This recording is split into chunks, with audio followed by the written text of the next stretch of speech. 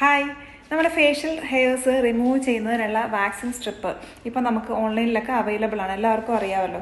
അപ്പോൾ ഞാനിത് കുറേ വർഷങ്ങൾക്കൊക്കെ മുന്നേ യൂസ് ചെയ്തപ്പോൾ എനിക്ക് എൻ്റെ സ്കിന്നിൽ ഇങ്ങനെ തൊലിയൊക്കെ നന്നായിട്ട് പോയിട്ടുണ്ടായിരുന്നു കേട്ടോ. പിന്നെ ഞാൻ കുറേ നാളത്തേന് ഇത് യൂസ് ചെയ്തിട്ടില്ല, കുറേ വർഷത്തേന് ഇത് യൂസ് ചെയ്തിട്ടില്ല, ഭയങ്കര പെയിൻഫുള്ളായിരുന്നു.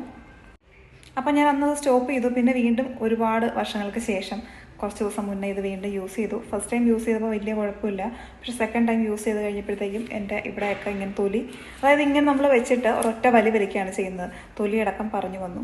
അപ്പോൾ എൻ്റെ സ്കിൻ ടൈപ്പ് എന്ന് വെച്ചിട്ടുണ്ടെങ്കിൽ നല്ല രീതിയിൽ സെൻസിറ്റീവ് ആയിട്ടുള്ള ഒരു സ്കിന്നാണ്, പ്ലസ് ഓയിലി സ്കിന്നും കൂടിയാണ്.